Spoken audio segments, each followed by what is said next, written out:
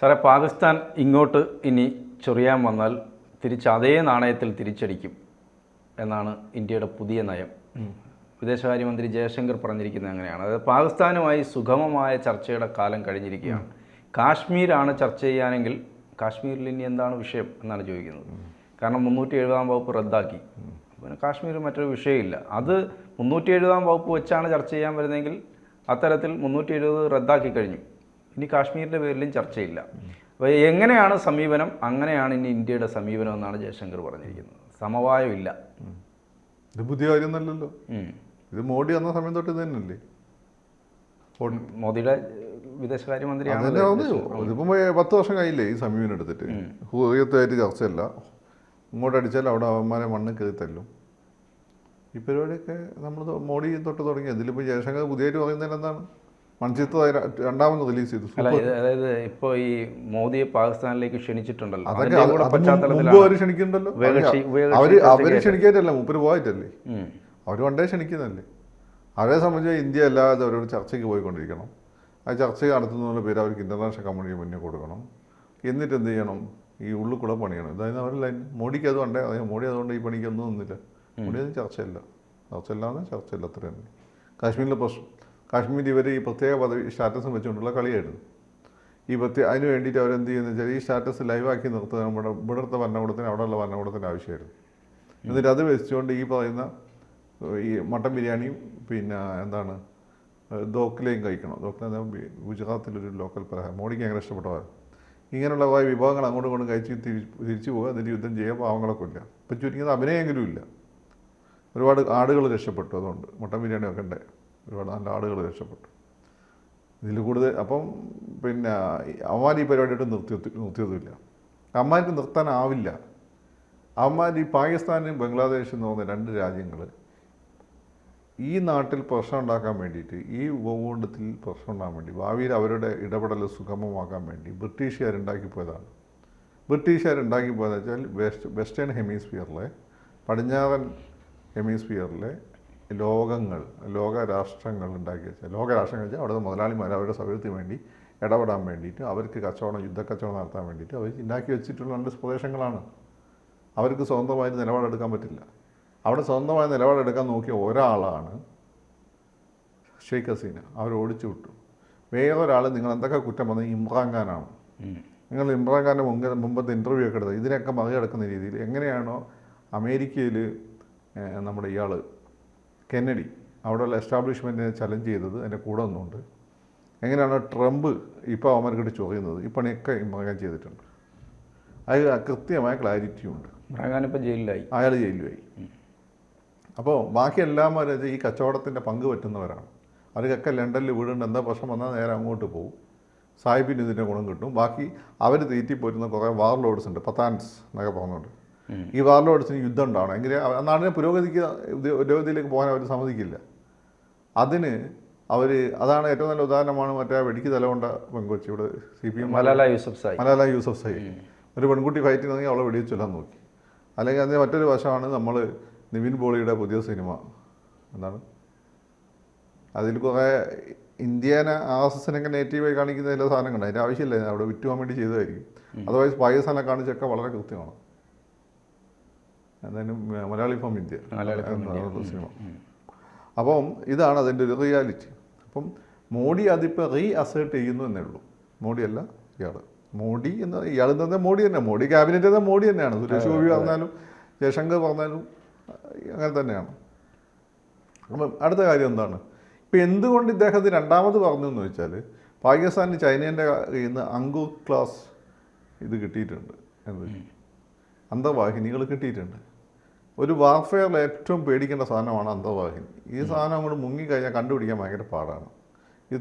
മാത്രമല്ല നമ്മളെല്ലാ ഫൈറ്റർ പ്ലെയിനുകളും എല്ലാ മിസൈലുകളും നശിപ്പിച്ച് കഴിഞ്ഞാലും ഇതിൽ നിന്ന് അറ്റാക്ക് നടത്താൻ പറ്റും. അറ്റോമിക് വെപ്പൺസ് ലോഞ്ച് ചെയ്യാൻ പറ്റും.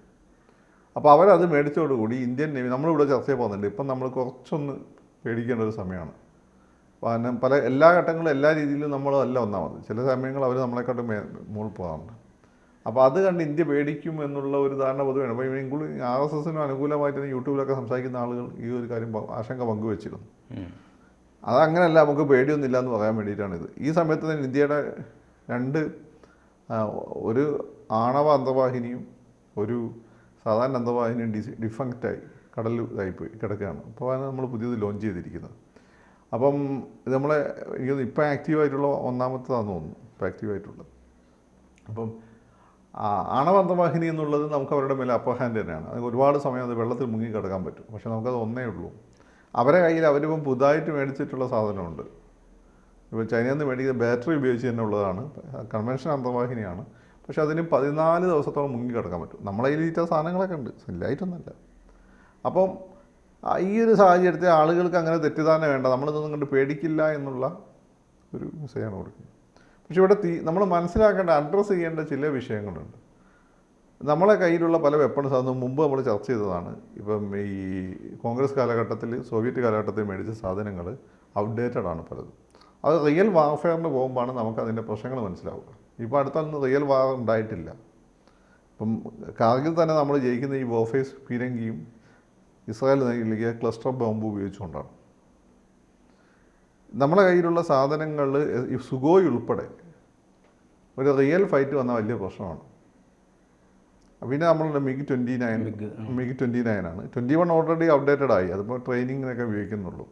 അന്ന് ഒരു മിഗ് 21 ഉപയോഗിച്ച് F-16 നമ്മൾ പിന്നെ വിഷ്ണുവർദ്ധൻ അയാളുടെ പേര്, ഇന്ത്യൻ പൈലറ്റ് വെടിവെച്ചിട്ടു. ലോകത്താകെ സംഭവമാണ്.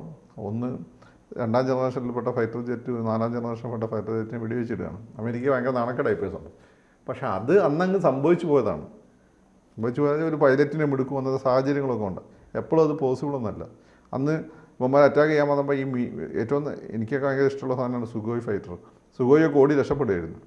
കാരണം ഫൈറ്റർ ഒരുപാട് ഇങ്ങനെ കുത്തി മറയാൻ പറ്റുന്നുള്ളതുകൊണ്ടല്ല, അവരുടെ കയ്യിൽ ബിയോണ്ട് മിഷൻ റേഞ്ച് മിസൈലുണ്ട്, ആംറാം എന്ന് അമേരിക്ക കൊടുത്തത്. അതാണ് അവർ ഉപയോഗിച്ചത്. അത് ഉപയോഗിച്ചിട്ട് അവന്മാരെന്തെങ്കിലും ഇവിടെ പ്രശ്നം നമ്മൾ അങ്ങോട്ട് തിരിച്ചടിക്കാതിരിക്കാൻ വേണ്ടി പ്രശ്നമില്ലാത്ത ഒരു സ്ഥലത്തൊരു സാധനം വിഷയിച്ച് ഒരു സിഗ്നേച്ചർ കൊടുത്തിട്ട് അവന്മാർ പോയതാണ്. നമ്മളിപ്പോൾ ഉള്ള ഈ റഫേൽ അന്ന് വന്നിട്ടുമില്ല, റഫേൽ ലോഞ്ച് ചെയ്തിട്ടില്ല അന്ന്. റഫേലും ഈ ഇതിൻ്റെ പുതിയ മിറാഷിൻ്റെ നമ്മൾ അപ്ഡേറ്റ് ചെയ്തൊരു വേർഷനുണ്ട്. ഇത് രണ്ടും വെച്ചിട്ട് നമുക്ക് അവന്മാരെ ഫൈറ്റ് ചെയ്യാൻ പറ്റും. റഷ്യൻ ഫൈറ്ററെന്ന് വെച്ച് നമുക്ക് ഫൈറ്റ് ചെയ്യാൻ പറ്റില്ല. അപ്പോൾ ഇങ്ങനെയുള്ള പ്രശ്നങ്ങളൊക്കെ ഉണ്ട്. അത് ഈ ടെക്നോളജി ആയിട്ട് ബന്ധപ്പെട്ട് നിൽക്കുന്ന ആളുകൾക്ക് അറിയാം. ഇപ്പോൾ പാകിസ്ഥാൻ്റെ കയ്യിലുള്ള വെസ്റ്റേൺ ആയുധങ്ങളാണ്, പക്ഷേ അത് അമേരിക്ക കൊടുത്ത ആയുധങ്ങൾ. വെസ്റ്റേൺ ആയുധങ്ങൾ പ്രത്യേക പ്രിസിഷൻ ഉണ്ട്. നമ്മളെ സൈനികർക്ക് അവരെക്കാട്ടും വീര്യം കൂടുതൽ, നമുക്ക് എണ്ണ കൂടുതലൊക്കെ ഉണ്ട്. പക്ഷേ നമ്മൾ ഈ റഷ്യൻ സാധനങ്ങൾ ഒന്ന് ഔട്ട്ഡേറ്റഡ് ആണ്. റഷ്യൻ സാധനങ്ങൾ പണ്ടേ അതിൽ പ്രിസിഷൻ സ്ട്രൈക്ക് ചെയ്യാൻ പറ്റില്ല. ഇതൊക്കെ ഒരു യാഥാർത്ഥ്യമാണ്. അപ്പോൾ ഇതൊക്കെ ഇപ്പോൾ ഇങ്ങനെ പല രീതിയിൽ ചർച്ചയാകുന്നുണ്ട്. ഇപ്പോൾ മോഡി പലതും അപ്ഗ്രേഡ് ചെയ്യുന്നുണ്ട്, ഇന്ത്യനൈസ് ചെയ്യുന്നുണ്ട്. പക്ഷേ ഇൻ ബിറ്റ്വീനുള്ളൊരു സമയമുണ്ട്. ഈ സമയത്തൊരു തുറന്ന യുദ്ധം വന്നാൽ എന്തായിരിക്കും സ്ഥിതി എന്നുള്ളൊരു ആശങ്കയുണ്ട്. കാരണം എസ്പെഷ്യലി അമേരിക്ക നമുക്ക് എതിരായതുകൊണ്ടാണ് ഇപ്പോൾ ആശങ്ക. അമേരിക്ക നമുക്ക് അനുകൂലമായ സമയത്താണെങ്കിൽ ആശങ്കയില്ല, അവന്മാർ അനങ്ങില്ല. ഇപ്പോൾ അമേരിക്ക നമുക്ക് എതിരാണ്. എസ്പെഷ്യലി റഷ്യ സന്ദർശനത്തിന് ശേഷവും അതുപോലെ തന്നെ ഷെയ്ഖ് ഹസീനയുടെ വർഷത്തിൽ അമേരിക്ക നമുക്കെതിരാണ്. ബംഗ്ലാദേശ് അമേരിക്കയുടെ പാകിസ്ഥാൻ്റെ കയ്യിൽ നിന്ന് ആയുധങ്ങൾ മേടിച്ചു കൂട്ടുകയാണ്, വലിയ തോക്കുകളും അതുപോലെ തന്നെ RDXും ഒക്കെ. ഇവർക്ക് ആരുമായിട്ട് യുദ്ധം ചെയ്യാൻ, അവർക്ക് ആരുമായിട്ട് വേറെ പ്രശ്നമൊന്നുമില്ല. അപ്പോൾ ഇങ്ങനെയൊക്കെ ഉള്ള ഒരു ഇൻ്റർനാഷണൽ, എസ്പെഷ്യലി ഇന്ത്യക്ക് ചുറ്റും റഷ്യക്ക് ചുറ്റും എങ്ങനെയാണോ നാറ്റോ ഒരു റിംഗ് ഓഫ് ഫയർ ഉണ്ടാക്കിയത്, അതുപോലെ ഇന്ത്യക്ക് ചുറ്റും ഒരു റിംഗ് ഓഫ് ഫയർ ഉണ്ടായിക്കൊണ്ടിരിക്കുന്നുണ്ട് അമേരിക്ക. വളരെ നിശബ്ദമായിട്ടുള്ള എന്നേ ഉള്ളൂ. അപ്പോൾ ആ സമയത്താണ് ഇങ്ങനെ മെസ്സേജ് കൊടുക്കുന്നതെന്നുള്ളതാണ് അതിൻ്റെ ഒരു ഇമ്പോർട്ടൻസ് എന്നാണ് ഞാൻ കാണുന്നത്. അല്ലാതെ ഇത് പുതിയൊരു കാര്യമൊന്നുമല്ല. ഈ കാശ്മീരിനെ കുറിച്ച് പറഞ്ഞിട്ടുണ്ട്. അതായത് കാശ്മീർ ഇനി ചർച്ചയില്ല. മുമ്പൊക്കെ കാശ്മീരിനെ കുറിച്ച് ചർച്ച ചെയ്യണം എന്നായിരുന്നല്ലോ അവരുടെ ആവശ്യം. അതാണ് പ്രധാനമായിട്ട് ഉന്നയിക്കുന്ന ഒരു ആവശ്യം. കാശ്മീർ അടഞ്ഞ അധ്യായമാണ്, ഇനി അതിനെക്കുറിച്ച് ചർച്ചയില്ല. കാരണം കാശ്മീരിൽ 370 റദ്ദാക്കി. അപ്പോൾ ഇനി അതിൻ്റെ ആവശ്യമില്ല. കാശ്മീർ വിഷയം അവസാനിച്ചു കഴിഞ്ഞു എന്നാണ് പറയുന്നത്. കാശ്മീർ വിഷയം നമ്മളെ സംബന്ധിച്ച് അവസാനിച്ചു കഴിഞ്ഞു. കാരണം കാശ്മീർ പക്ഷേ അങ്ങനെ നിലനിർത്തുക എന്നുള്ളത് വെസ്റ്റേൺ കൺട്രീസിൻ്റെ ആവശ്യമായിരുന്നു. അതുകൊണ്ടാണ് ബ്രിട്ടീഷുകാർ വെസ്റ്റ് ഏഷ്യയിൽ അവർ ജൂതന്മാരുടെ സ്നേഹം കൊണ്ടൊന്നല്ല ഇസ്രായേൽ ഉണ്ടാക്കിയത്. അവിടെ നിന്നൊരു പ്രശ്നം അവർക്ക് ഉണ്ടാക്കണം. കാരണം എന്ന് വെച്ചാൽ അവിടെയുള്ള അറബ് രാജ്യങ്ങൾ പരസ്പരം അടിക്കും. അവരെ ഇവന്മാർ കൂടി ആയിക്കഴിഞ്ഞാൽ കളി കങ്കേമമാകും. അന്ന് ഇവന്മാരുടെ കച്ചവടം നടക്കും. അന്ന് ഓയിലൊന്നും അവിടെ കണ്ടുപിടിച്ചിട്ടില്ല. അങ്ങനെ ആ രീതിയിലൊരു ഓയിൽ പൊളിറ്റിക്സ് വന്നിട്ടില്ല. പക്ഷേ അവരെ സംബന്ധിച്ച് സ്ട്രാറ്റജിക് ആയിട്ടുള്ള ലൊക്കേഷനാണ് അത്. ഏഷ്യയും ആഫ്രിക്കയും യൂറോപ്പും കൂടി യോജിക്കുന്ന സ്ഥലമാണ്. അപ്പോൾ അവിടെ അങ്ങനെ രാജ്യം ഉണ്ടാക്കാൻ അവരുടെ ആവശ്യമായിരുന്നു. അത് അവർ സക്സസ്ഫുള്ളാണ്. ഇന്ന് ലോകത്തുള്ള ഒരുവിധ എല്ലാ യുദ്ധങ്ങളുടെയും കാരണം ഒന്നെങ്കിൽ പലസ്തീനാണ്, പ്രത്യേകിച്ച് ആ മേഖലയിൽ. രണ്ട്, ഇവിടെ കാശ്മീർ തന്ന വിഷയം ഉണ്ടാക്കിപ്പോയി. മൂന്നാമത് നോർത്ത് ഈസ്റ്റ് മേഖലയിൽ ഈ പറയുന്ന ഒരു പ്രത്യേക വിഭാഗം ഇന്ത്യൻ അല്ലാത്ത വിഭാഗത്തിന് വളരാനുള്ള സാഹചര്യം ഒരുക്കി. ഇതൊക്കെ ഇന്ത്യക്ക് ഒരു പണിയാണ്. എന്നിട്ട് ഇന്ത്യനെ ഉള്ളിൽ നിന്ന് താക്കാൻ വേണ്ടിയിട്ട് കുറേ രാഷ്ട്രീയക്കാരെ ഉണ്ടാക്കി വെച്ചിട്ടുണ്ട്. ഇതൊക്കെ അവർ ചെയ്തിട്ട് പോയതാണ്. അതിൽ ഏറ്റവും വലിയ നമ്മുടെ ഹീറാമുട്ടിയായിരുന്നു പാകിസ്ഥാൻ, കാശ്മീർ. അപ്പോൾ കാശ്മീരിൻ്റെ കാര്യത്തിൽ കോൺഗ്രസ് അതിൽ വേണമെങ്കിൽ കോൺഗ്രസിന് പണ്ടേ ഇതൊക്കെ ചെയ്യാമായിരുന്നു. അപ്പം വിമാനം മറച്ചു വെച്ചിരിക്കുന്ന ഒരു ഭേദഗതി തിരിച്ചു കൊണ്ടുവന്നിട്ടാണല്ലോ അമിത്ഷാ ഈ ഒരു പ്രഖ്യാപനം നടത്തിയത്. ഇത് മുമ്പ് കോൺഗ്രസ് അവർ ചെയ്തില്ല. കാരണം അവർ കഴിയുമ്പോൾ എന്താ അമേരിക്ക എതിരാവും. അമേരിക്ക എതിരായാലും എന്താണ് പ്രശ്നം? അമേരിക്ക എതിരായ പ്രശ്നമാണ് അവർ ഇവിടെ ഡീസ്റ്റെബിലൈസ് ചെയ്യും. ഇപ്പോൾ മോഡി നേരിടുന്ന വലിയ പ്രശ്നമാണ് ഉള്ളിൽ നിന്ന് പൊട്ടിക്കാൻ നോക്കുന്നത്. ഇന്ദിരാഗാന്ധി ഇത് നേരിട്ടിട്ടുണ്ട്, രാജീവ് ഗാന്ധി ഇത് നേരിട്ടിട്ടുണ്ട്, ഡീസ്റ്റെബിലൈസ് ചെയ്യുന്നു. അപ്പോൾ അമേരിക്കനെ പടക്കാതിരിക്കുക എന്നുള്ള പോളിസി ആയിരുന്നു കോൺഗ്രസ്. അതുകൊണ്ട് ആ കാര്യത്തിൽ ഇടപെടാതിരുന്നത്. എന്നിട്ട് ചർച്ചകൾ ഇങ്ങനെ പോട്ടെ എന്ന് നമ്മൾ മണ്ടന്മാർ കേട്ടുകൊണ്ടിരിക്കും. നമ്മൾ അവിടെ നടത്തിയ കൗണ്ടർ ഇൻസർജൻസി നിർത്തിവെച്ചു ആ ഒരു വി പി സിംഗ്. ഇന്ന് രാജീവ് ഗാന്ധി നടത്തിക്കൊണ്ടിരുന്നു. പിന്നെ വി പി സിംഗിന് ശേഷമാണ് ഇന്ത്യ കാശ്മീരിൽ ഇത്രയും പ്രശ്നം വഷളായത്. കാരണം നമ്മൾ കൗണ്ടർ ഇൻസർജൻസി നിർത്തിവെച്ചപ്പോൾ അവിടെ എവിടെ നമ്മളെവിടെയും പകരം കൗണ്ടർ നമ്മളവിടെ തുടങ്ങിയത് ബലൂചിസ്ഥാനിൽ. അതിൻ്റെ ബാക്കിയാണ് ഇപ്പോൾ കണ്ടുകൊണ്ടിരിക്കുന്നത്. അത് നിർത്തി വെച്ചപ്പോഴാണ് ഇവന്മാർ മൊത്തം കാശ്മീരിലേക്ക് ജോയിൻ ചെയ്തു. ഇവന്മാർക്ക് അവിടെ ഒരു പ്രശ്നമില്ല. മൊത്തം അവന്മാർ ഇവിടെ വന്നിട്ട് ഇവിടെ ഷരീഫ് കത്തിക്കുന്നു, പണ്ഡിറ്റുകളെ ഓടിക്കുന്നു. മനസ്സിലായില്ലേ? എന്തായാലും നമുക്ക് നമ്മുടെ ഇപ്പം മോഡി എന്ത് ചെയ്തു എന്ന് വെച്ചാൽ പിന്നെ കാശ്മീർ ഇന്ത്യയുടെ ഭാഗമാക്കി ബലൂചിസ്ഥാനിൽ ഞാൻ മനസ്സിലാക്കിയെടുത്തോളം ഈ ഇതിൽ ഇപ്പോൾ പട്ടാളത്തിൻ്റെ നേരിട്ട് ഇന്ത്യക്ക് പങ്കിടുണ്ടെന്ന് എനിക്കറിയില്ല. പക്ഷെ നമ്മൾ നല്ല സപ്പോർട്ട് കിട്ടുന്നുണ്ട് അവർക്ക്. അതുകൊണ്ട് രാജീവ് ഗാന്ധിക്ക് ശേഷം ഇപ്പോഴാണ് നമ്മൾ അതിനിടയ്ക്ക് ഡോവൽ അവിടെ പോയി ലിങ്കൊക്കെ ഉണ്ടാക്കി വന്നിരുന്നു. ഇതൊരു സംഭവത്തിന് ആശ്വാസകരമായിരുന്നില്ല, അപകടകരമായ സ്റ്റേജിലാണ്. കാരണം അമേരിക്ക ഈ വിഷയത്തെ എങ്ങനെ ഹാൻഡിൽ ചെയ്യും എന്നുള്ളതാണ്. അവരേത് രീതിയിൽ അവർക്കിപ്പോൾ ഒരു ഭയങ്കര നാണക്കേടായി മാറിയിട്ടാണ്. മോഡീൻ്റെ വല്ല ഒരു പ്രതീക്ഷയോട് കൂടി നോക്കി മോഡിയാണെങ്കിൽ അവർ വിചാരിക്കുന്ന വഴിക്ക് വരുന്നില്ല. അങ്ങനെ ഒരു പ്രോബ്ലം ഉണ്ട്. കൂടുതൽ വാർത്തകളും വിശേഷങ്ങളും നിങ്ങളിലേക്ക് എത്താൻ ABC മലയാളം സബ്സ്ക്രൈബ് ചെയ്യുക, ബെൽ ബട്ടണും അമർത്തുക.